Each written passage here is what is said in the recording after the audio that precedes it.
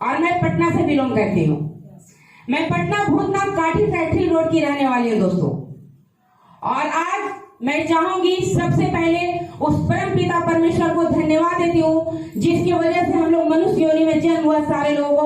मैं चाहूंगी उस परम पिता परमेश्वर के लिए जोर डालता हूँ। दोस्तों मेरा पटना में काठी फैक्ट्री में मेरा किराना का शॉप था हमारे हस्बैंड का। हमारे हस्बैंड का नाम दोस्तों मिस्टर महानंद आर्या हो गया। मेरा किराना का शॉप था और शॉप को करने के दरमियान मेरे हस्बैंड पहले 2-3 कंपनी में काम किए थे। आप सारे लोग जानते हैं कि मार्केट में बहुत कुछ चलता है तो लोगों को मालूम होता है तो बताता है, ये शेयर ही किया जाता है। तो मेरे हस्बैंड भी 2-3 कंपनी में काम किए लेकिन कहीं भी कुछ भी नहीं हुआ। उनको लगा कि ये सब चीज फालतू है। क्या लगा? ये सब चीज फालतू, ये सब कुछ होता नहीं है। और ये क्या कि उन्होंने कहा क्या कि केवल और केवल दुकान पे फोकस करना है, ये सब कंपनी के चक्कर में नहीं पड़ना। और ये क्या कि दोस्तों वो एकदम सिलेंडर बोल गए। लेकिन एक दिन दोस्तों अचानक हमारी एक जेठानी आई जिनका नाम हुआ अंशु मैडम। मैं चाहूंगी उनके लिए जोरदार ताली हो जाए। दोस्तों वो एक दिन हमारे घर पे आई और घर पे आके मुझे बहुत अच्छे से बताई कि देखो एक बहुत ही अच्छा सिस्टम है जहाँ पैसे के बदले सामान मिलता है और थोड़ा सा अगर एफर्ट लगाया जाए तो यहाँ से पैसा भी कमाया जाता है। आप लोगों को भी यहाँ ऐसा ही बताया गया? बताया गया ना? तो मुझे भी बताया गया, घर पे ही प्लान दी। प्लान तो मुझे ठीक ठाक लगा कि इस बिजनेस में कुछ नुकसान नहीं है। ठीक है, हम पैसा दे रहे हैं, उसका सामान हमको मिल जा रहा है। लेकिन लगा कि अगर हमसे नहीं हो पाया तो, 2 आदमी नहीं बन पाया तो, ये डर हर किसी के अंदर समाता है। यस या नो? इस बिजनेस में ज्वाइन करने के डर से कोई नहीं भागता है। हर व्यक्ति को पता है कि मैं जो पैसा दूंगा उसका प्रोडक्ट मिलेगा ही मिलेगा। अगर डर होता है तो केवल एक ही बात होता है कि अगर हम 2 आदमी नहीं बना पाए तो क्या होगा? दोस्तों यही सवाल मेरे अंदर भी गूंज गया कि अगर हम नहीं कर पाए तो फिर इस बिजनेस में हमें ज्वाइन करने से कोई फायदा नहीं है। और जब मैं अपने हस्बैंड से शेयर की कि दीदी आई थी ऐसा प्लान बता रही थी, मेरे हस्बैंड बोले एकदम बिल्कुल नहीं, कोई भी कीमत पे सब कंपनी उठाने के चक्कर में नहीं पड़ना है और एकदम से नहीं करना, क्लियर कट वो मना कर दिए। लेकिन मेरी जेठानी बार-बार घर पे आ जाती थी। जब भी वो घर पे आती तो मुझे टेंशन होता कि मैं आज इनको क्या बहाना बनाऊंगी, आज मैं इनको क्या बोलूंगी, कैसे इनको मना करूंगी। दोस्तों मेरे हस्बैंड तो क्लियर कट मना कर चुके थे। लेकिन मैं अपनी जेठानी को एक दिन गुस्से में बोली, अच्छा एक बात बताइए, आप अभी तक इस बिजनेस से कितना कमाए, आप हमको दिखाइए। तो बेचारी वो चुप हो गई, बोलने लगी क्या कि देखो मेरा कुछ चेक आया, मैं उसको दिखाती हूँ। और उन्होंने 1000-2000 आपके अकाउंट में आता ना, पहले चेक आता था, तो 1000-2000 करके 8-9 का चेक वो हमको दिखाई। हम गुस्से में उनको बोले क्या बिजनेस दिखा रही सप्ते का 2 लाख कमाने का और आप हमको इनकम दिखा रही 1000-2000 का। जिस दिन आप इस बिजनेस से 1 लाख रुपया कमा लीजिएगा ना, उस दिन मेरे पास आइएगा, तभी हम इस बिजनेस को ज्वाइन करेंगे। अब तो मेरे पास बहाना मिल गया, कोई 1 लाख कमाएगी तब तो उनको समय लगेगा, तब तक तो मेरा पीछा छूटा। और वो बेचारी वाकई में उस दिन मेरे घर से चली गई। लेकिन 2 दिन के बाद फिर मेरे घर पे आ गई। फिर मेरा सवाल वही था कि आप लाख रुपया कमा लिए क्या? तो उन्होंने कहा कि नहीं। तो बोले कि फिर क्यों आए मेरे यहाँ? जब हमने कहा ना कि जब लाख रुपया आप कमा लीजिएगा तभी मेरे पास आइएगा। तो बहुत अच्छे से कुछ पर सोचने के बाद उन्होंने कहा क्या कि जो काम आंख से देखोगी या हम करेंगे तभी तुमको विश्वास होगा। हमारे बिल्कुल तभी हमको विश्वास होगा। तो उन्होंने एक बहुत ही छोटा सवाल किया। उन्होंने मुझसे कहा क्या कि तुमने कभी जहर खाया है क्या? हम बोले ये कैसा बड़ा सवाल है। बोले कि जहर खाया हाँ या ना बोलो। हम बोले बिल्कुल नहीं। बोले जहर खाने से क्या होता है? क्या होता है दोस्तों? मर जाते, सब लोग जानते हैं। तो हमने भी यही कहा कि भाई जहर खाने से लोग मरते हैं। तो उसने कहा क्या कि जब तुमने जहर नहीं खाया तो तुम्हें कैसे पता कि जहर खाने से लोग मरते हैं?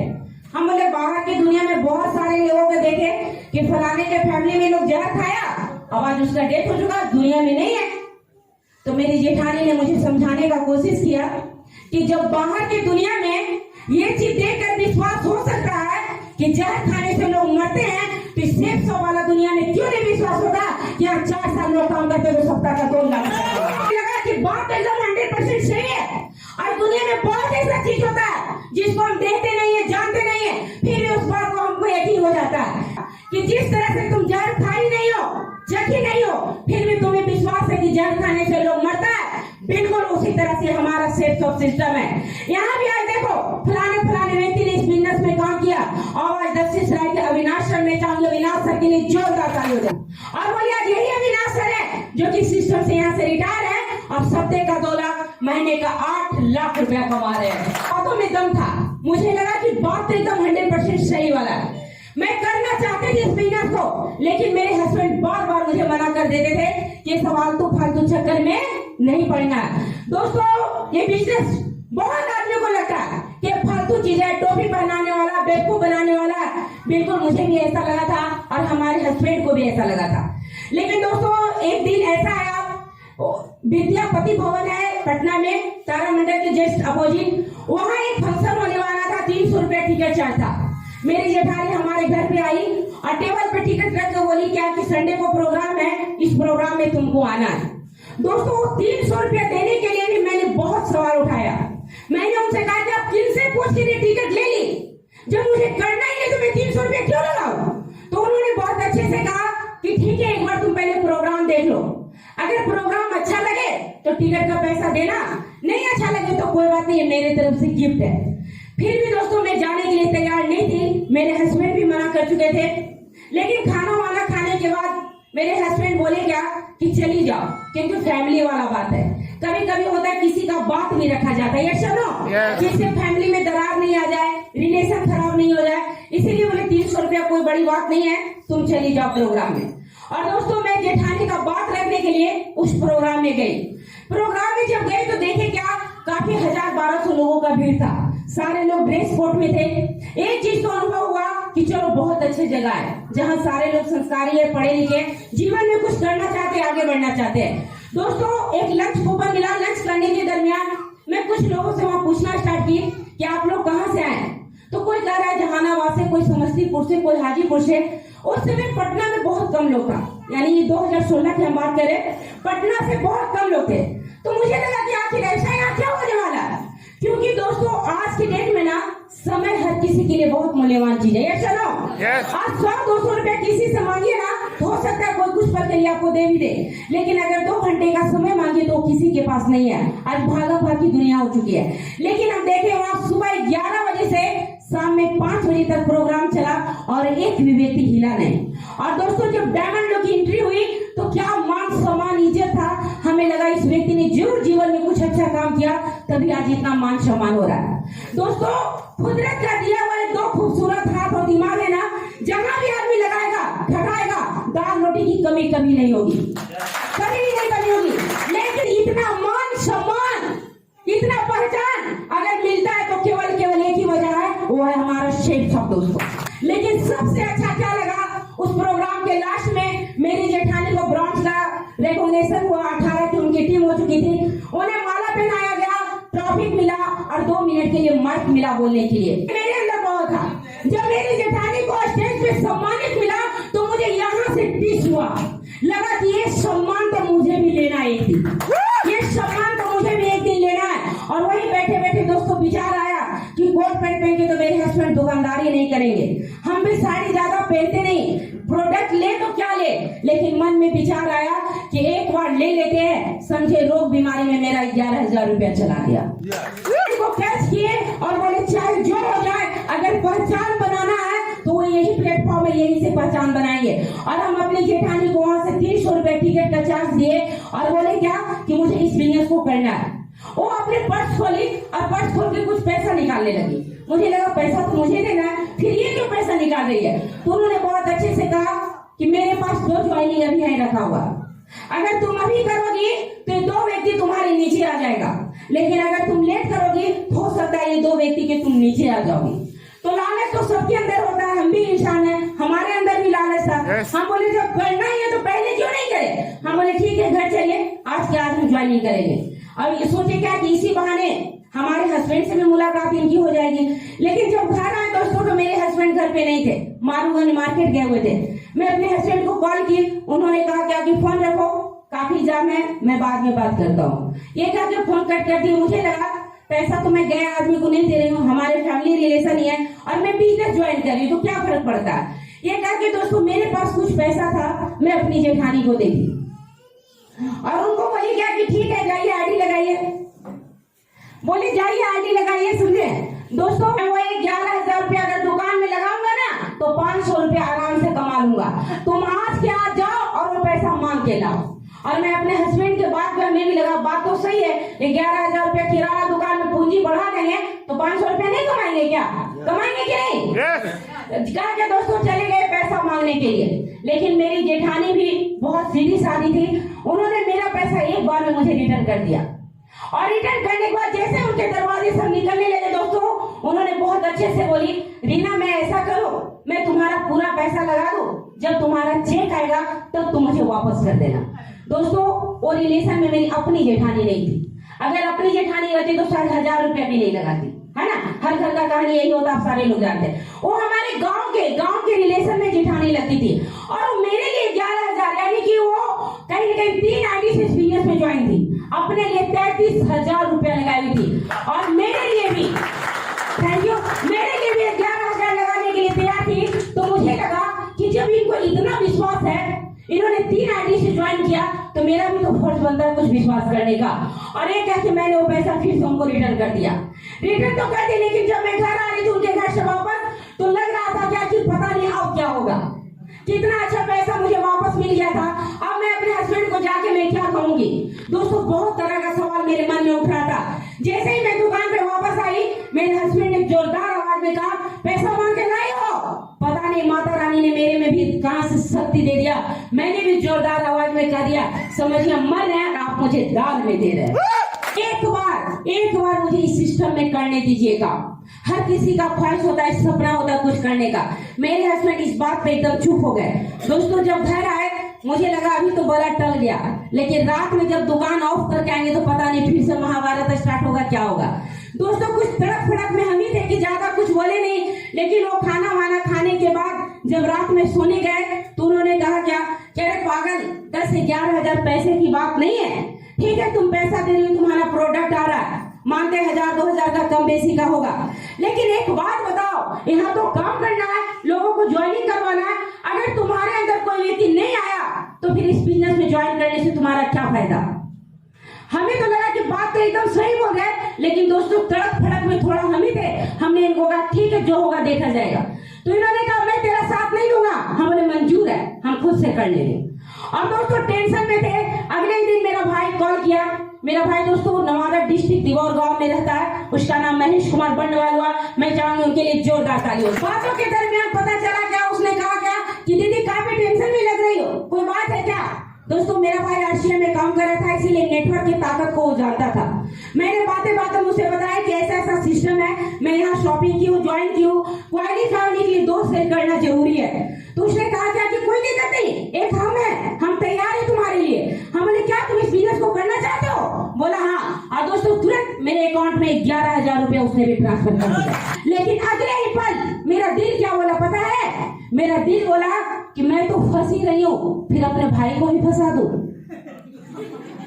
बिजनेस को मार्केट में रन करती हूँ, देखती हूँ वाकई में बिजनेस चल रहा है कि नहीं। दोस्तों हमारे दुकान के कस्टमर है मिस्टर हरिमोहन सर, वो SBI में स्केल 4 के मैनेजर है। दोस्तों जब मैं उनके पास गई और उनको जो सिस्टमैटिक मेरी जेठानी ने उनको प्लान बताया, उन्होंने गूगल पे सर्च किया।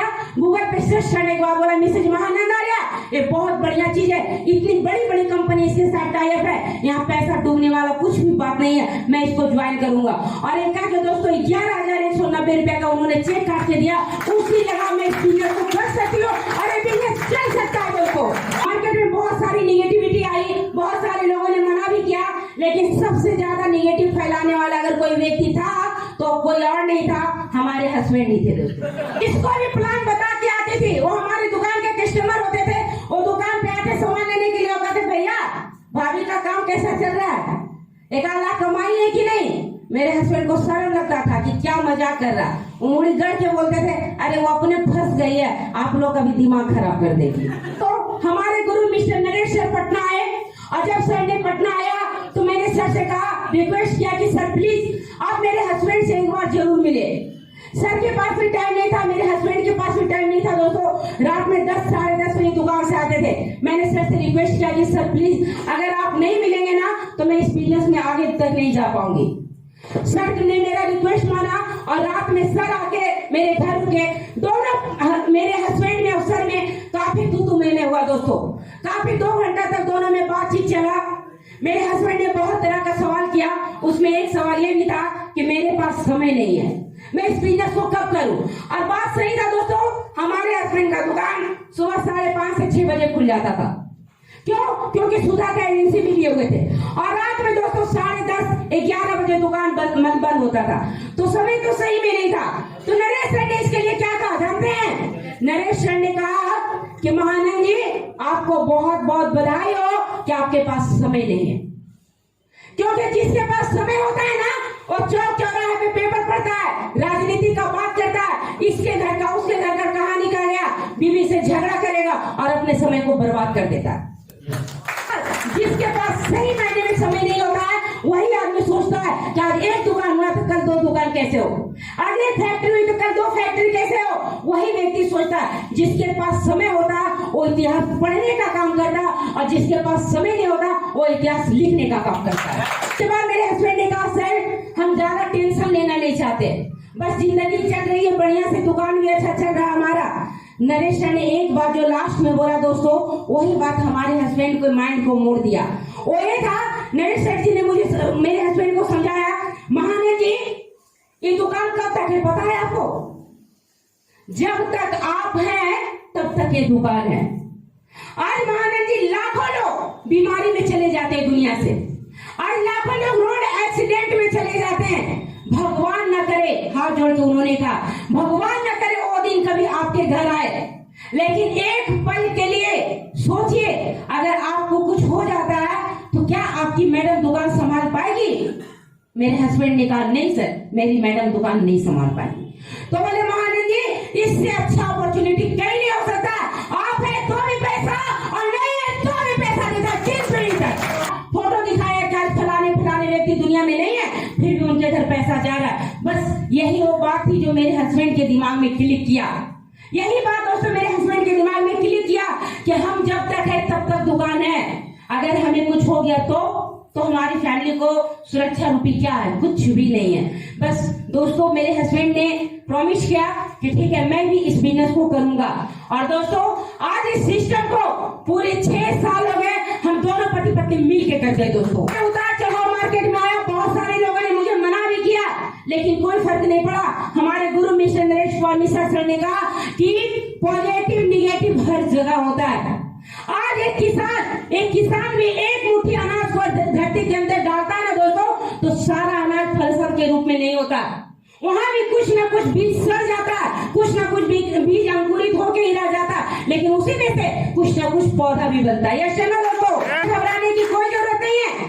अगर कुछ लोग मना करें तो क्या फर्क पड़ता है? कुछ लोग हैं जो आपका इंतजार करे, बस आपको वहां पहुंचने की वक्त देरी है। आदमी ही करता है। बहुत सारे लोग कहते हैं कि हर काम हर इंसान नहीं कर सकता, लेकिन मेरा कहना है दोस्तों हर काम इंसान ही करता, उसे ना कोई भगवान ना कोई जानवर करता। सुन होना चाहिए, हमारे अंदर चाहत होना चाहिए कि नहीं हम इस काम को कर सकते हैं। Yes I can do it. हर व्यक्ति अगर सोच ले तो हर व्यक्ति इस काम में सफल हो सकता है। दोस्तों यही चीज मुझे भी लगा कि जब इतने सारे लोग सफल हैं तो फिर मैं क्यों नहीं। एक करके दोस्तों मैं पति पत्नी दोनों लगातार इस बिजनेस को करते गए। हर फ्राइडे के ट्रेनिंग को, हर संडे के सेमिनार को अटेंड किया दोस्तों, और करते करते दोस्तों आज मेरा 6 साल हुआ।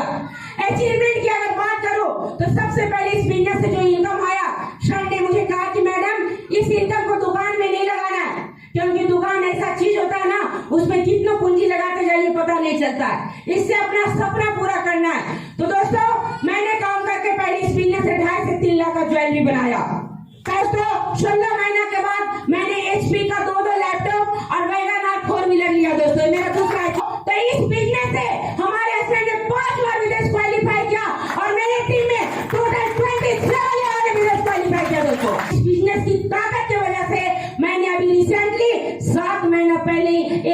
का फ्लैट भी लिया दोस्तों।